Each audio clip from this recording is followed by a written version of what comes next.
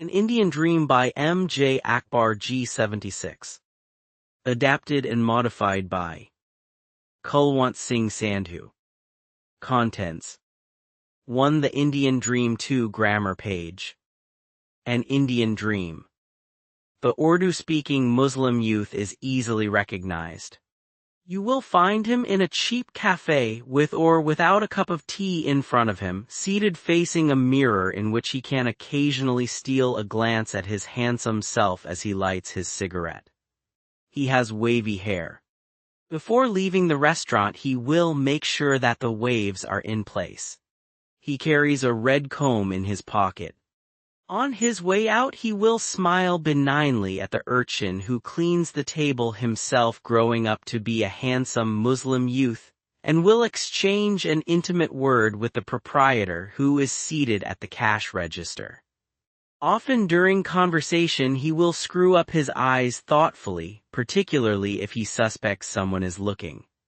His tragedy is that he rarely finds a girl watching him. Indian girls never make eyes at anyone, except at the marriages of their elder sisters. Ashfaq Hussain had spent a good part of his recent years at Diamond Restaurant. He had his favorite table in the corner. He was seldom alone. Kader, Salim and Adjoy were usually with him. They had graduated a year ago from the Maulana Azad College, which was only a quarter of a cigarette away from the Diamond. The 3 years spent in getting a degree had been divided equally between the college canteen and the Diamond. Ashfaq had suddenly begun to pay more attention to his wavy hair. The reason was not very mysterious. One of those Muslim girls. Place a wedding. That is where the story really begins. An Indian marriage spreads its tentacles into undiscovered corners of the circle of family, friends, and acquaintances. Good care is taken to ensure that no one is left out. A wedding night becomes a battlefield for old and new feuds and a fertile ground for sowing seeds of fresh alliances. Observant elders note the pluses and minuses of prospective spouses and then make reconnaissance at the parental level. True-life romance is sparked off occasionally in the encounters of young bodies brushing against each other while hurrying on some hectic errand. The scene is classic, and its regular appearance on the Hindi film screen does not in any way make it less real. A camise, silken smooth against the curves of the waist, patterned flowers encasing adolescent breasts, the tight-fitting churidar enclosing the firmness of virginity in its folds. Camis rubbing against sherwani, the friction of silk and brocade, arm and breast, youth and sex, eye and heart. And Ashfaq could not be happier if he was being married, and married to Ayesha herself. When palms have lingered a little longer in a clasp than is necessary, it is not difficult to find out the lady's name. Ayesha. Whisper Ayesha. Look, why don't you take a collection and visit Lily? Maybe losing your virginity would solve your problems. Salim was getting a little tired of the eulogies. Fun was fun, and they had had a good time manufacturing jokes on Mr. Ashfaq Hussain's recent excursion into the exciting world of adolescent women, but enough was enough, and 3 days was more than enough. I don't have 45 rupees to waste, replied Ashfaq a little lamely. Shut up, Salim, interjected Adjoy. Ashfaq's love is pure. It costs much more than 45 bucks. Brutes, muttered Ashfaq. And in reply, Salim and Adjoy and Kader began discussing Lily, of free school street fame, and boy did she know how to go about it, and no danger of clap either. After that, conversation at the Diamond returned to normal. Sex, revolution, football, revolution, money, revolution. At long last it occurred to Ashfaq that he had made an ass of himself. However, Ashfaq's ardor was in no way diminished. His inability to meet Ayesha only made things worse. He found out that she had a rich father. She was in the first-year class at Laredo College, Park Street. The father owned a kebab restaurant. Ashfaq began eating there. And he tried to maneuver his daily program in such a way that at 3:30 every afternoon he would be walking down Park Street. Ashfaq discovered to his dismay that it didn't help. At precisely 3:20, a dark blue ambassador joined the queue of cars in the college compound. At 3:30, a smiling, giggling, whispering, serious, jovial, perturbed Ayesha sank into those foam seats and soon disappeared from view. Ayesha seemed oblivious of his passion. After 2 months of such devotion, Ashfaq realized that worshipping from afar was a rather boring business. But there was no way by which he could bridge the communication gap. There were numerous schemes, of course. He could bump into her accidentally. He could, if his nerve did not repeatedly fail him. If she rebuffed him. Perish the thought. But when you have studied in an Urdu medium school and done your BA in Urdu and you are 21 years old and you are in love with an 18-year-old queen who has studied in a convent and is now in Loreto College and has that beautiful English accent, then the little but becomes a very big but. So big that it disturbs your sleep and obsesses your waking thoughts. You begin to hate the environment in which you have grown up.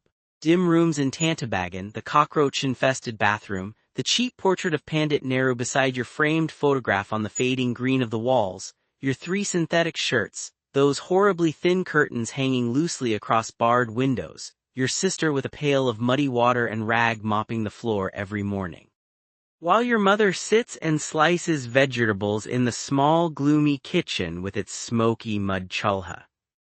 You want to be an executive, wear a tie, go to office and have a sofa set in your living room. Ashfaq began looking for a job. He had been sending applications ever since his results had been published, but the anxiety with which he now waited for replies. He went to the local post office every day to see if there were any letters for him. He had it all figured out. He would get a job, get a flat, get Ayesha and live happily ever after. One Friday morning a thin envelope brought good news. A prominent firm had called him for the preliminary test and interview for the post of management trainee. Would Mr. Ashfaq Hussain kindly come to their office on Brabourne Road on Tuesday at 4 p.m. He was so happy that he went to say his prayers that afternoon, something he had not done for years. And he asked Allah to get him the job. Wearing a new tie blue patterned with a maze of black streaks bought for the occasion, he reached his destination at 3:15 that humid afternoon. It had been a long and impatient day. He recalled the faint flush of jealousy Salim had not been able to restrain. It would be stupid to blame him. He wanted a sofa set too. And yet that jealousy was more reassuring than Ajoy's superior smile. What the hell was that pseudo-revolutionary bastard thinking? All his goddamn revolution came to the fore when anyone mentioned jobs. Was it a crime to seek good, honest employment? We've received over 20,000 applications from all over the country, said Mr. Mirchandani casually while conducting the test. Someone worked up the courage to ask, "How many of us will you take?" Mr. Mirchandani smiled. "As many as we need." Ashfaq answered the test quietly. He couldn't compete with these English accents. But surely his IQ would see him through. Mr. Mirchandani read out the names of those who would be required for the next round of eliminations. Read them out in public, with profuse apologies and best wishes for those who would not be needed. The 3 who survived the first round spoke English with a good accent.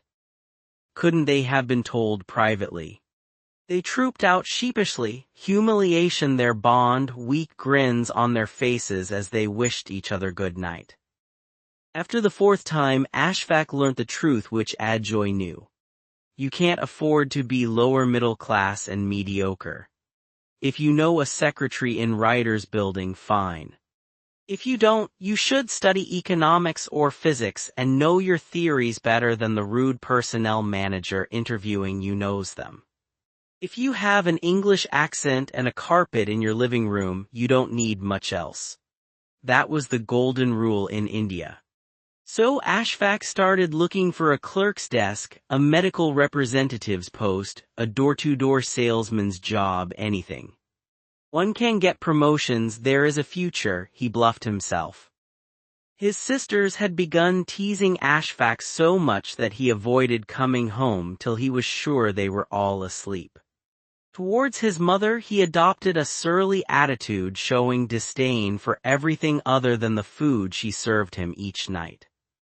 Stray scraps of information fed his imagination. Ayesha was witty. He had heard how she had choked the ardor of an elderly wolf, reeking of attar and poetry. One wet afternoon, tea sipped through cigarette smoke, the nose a little cold in the damp air, Ajoy asked, "What does Ayesha look like?" The dream was 6 months old, but it had not staled. The outline of her face had been lost, only vague adjectives remained: beautiful, exquisite. He kept awake that night trying to answer the question. Ajoy's was too easily answered, it was much more difficult to satisfy himself. The situation is delicate, Ashfaq is asking himself, what is one in love with? When he has smoked 6 Charminar cigarettes, he vaguely senses that one is always, inevitably, in love with images, but his mind cannot clearly comprehend that answer. It is a mind unused to wandering too far away from traditional patterns. There is only one solution to the confusion. Ashfaq creates a surreal photograph. Convinced that emotion is far more important than life, he wakes up in the morning refreshed and deeply and irrevocably in love once more with Ayesha. Passion surges into action. Ashfaq meets people the whole day, follows every hint, explores opportunities he would not have imagined existed before. Getting a job has become of crucial importance. The desire of the moth for the flame has disturbing effects on the moth's health. Ashfaq's cheeks become hollow, frustration weighs upon his eyes. A contact, a relative whom Ashfaq had been pestering without having any right to, he was neither a close nor a friendly relative, finally gave him the news that the post of a clerk was vacant in a suburban municipality. Name, degree, president of local youth club, recommended by one Muslim official of Writers Building and 2 professors of Maulana Azad College. Good credentials for a job in a municipality, with a Muslim chairman. The room had the soggy, dark, damp smell of a government office being used for signing papers, filing, and indulging in small-scale corruption. At the head of the long, brown table sat the chairman, the horn-rimmed spectacles reminiscent of a zamindar's munim, peering owlishly into Ashfaq's nervous eyes, the chairman's face pompous and gloated with petty power. On his right, a bald head, straight wire meshing of hair from the bulging forehead to the bend of the skull at the back. On his left, a young commissioner, with a thin, faded black tie worn specially for the occasion on a white cotton shirt with a small-town tailor's collars. The job went to Shyam Babu's candidate. Shyam Babu, with his control over 2,000 industrial workers' votes, had played an important and never-to-be-forgotten part in the election of the chairman. That day he did not see her. She had probably left college early. He sauntered down Park Street, spent some time at the newsstands with the big-bosomed Playboy covers. The magazine cost 30 rupees second-hand, imagine how much the girls would cost, even second-hand, and wandered over to the crossing of Park Street and Chowringhee. In black stone and 3 times life-size, Mahatma Gandhi presided over this junction of affluent streets. Appropriate, quite appropriate that the Mahatma should, piously semi-nude, stand guard over the cabarets in the restaurants on Park Street. This was his Indian dream. For the poor, religion and hunger. For the rich, black money. At what point does a person become desperate? It is an awful moment, that sudden streak of lightning, that noiseless thunder reverberating inside the skull when suddenly you become certain. I am going to die, nothing means anything anymore. Mother Gandhi, money, respect, law, love, this street, that memorial, monument, passion, faith. The face lights up as the myths of childhood, the pillars of civilization collapse, and in the broad distance of the horizon, above the green, unrolling, endless carpet, there is the glow of happiness as you discover.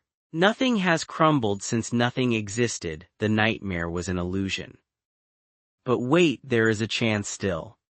Within the 2,000 yards separating the clean elegance of Park Street and the dirty turbulence of Dharmatala, now renamed Lenin Sarani, West Bengal's homage to pseudo-Marxism, there is sufficient hope that Ashfaq will become a revolutionary.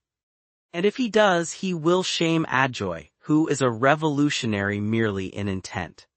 Ashfaq will not only go to the villages and die a hero of the people, but also understand what he is dying for. What happens to the knowledge then? That noiseless thunder, etc. 3 cups of tea later, everything is utterly confused. Ashfaq is finally defeated by his background, by that sofa set. Lily was surprised and delighted. She had initiated virgins before, but this chap was overdoing it a little. He was a bit of an unusual case. He was trying to impress her, of course, but more than her, he was trying to impress himself. What the hell? It was his money, wherever he had stolen it from his father, probably. All she could do was give him a good time, and she would do it, and she was unused to thinking so much anyway. Ashfaq breathed in the comfort of the atmosphere, and what difference did it make that the room cost 80 rupees a day? He luxuriated in the air conditioning, the silence. He threw off his aged shoes and sank his feet into the 3-inch luxury of the carpet. The room was warm and heavily curtained against the evening sunlight. He had heard of how these things were done. Speaking loudly and crudely to hide his nervousness at using the telephone for room service, he ordered scotch, and ignored the smirk on the waiter's face as he left the bottle and 2 glistening glasses on the table. His head pressed against the foam of the armchair, he watched Lily undress, then the tingle became a storm as she, with a smile, unbuttoned his shirt. He had never felt so clean before. Soaking in the bathtub in warm water, Lily scrubbing his back, her nipples against his eyes and lips. He wore a thin tie. He had bought it recently from the new market for 7 rupees when the prospects of the interview for the municipality job were bright, when he went to have dinner. It was a fantastic world, and even though Ashfaq knew about these things and knew what to expect, he was still a little surprised. Certain words which had been fantasies took on life. Dance. Loud foreign music, couples gyrating, swaying like snakes, luxuriating in comfort money. This was the life. How miserable to exist without knowing the softness of a carpet or the sharp taste of this chicken. Ashfaq burped and suddenly laughed out loudly. Lily became furious and embarrassed. Stop it, men. The waiters, more correctly dressed than the customers, were perturbed by this obnoxiously loud laugh. If it wasn't for her, he probably wouldn't have stopped laughing so soon. He did not want the night to be ruined. Ashfaq was happy. He had found the final answer, F everything. For the first time in his life, Ashfaq relaxed on a foam mattress and on a milk-white bedsheet. He felt a tinge of nostalgia when he thought of Ayesha. However foolish it might have been, the affair had been a precious experience. Ashfaq's suicide in a posh hotel room in the early hours of the morning on January 21, as the newspapers said, did cause a few minor ripples. Lily was scared by the whole thing, especially at the prospect of being accused of murder. And it was bad publicity for the hotel, which disturbed the management, and the clerk at the booking counter was fired for not being choosy enough about his guests. Without being sentimental, we might still state that the clerk in question was now in for a very hard time, what with 3 children to support and no prospects of another job. Ashfaq's parents were understandably heartbroken. Job or no job, money or no money, a son will be missed and a brother remembered. In the diamond, a distance developed between the 3 remaining friends. After the funeral, they talked the whole thing over. "What a goddamn coward, what a weak person," Adjoy declaimed angrily. The other 2 told him to put his Marxism up his arse and shut up.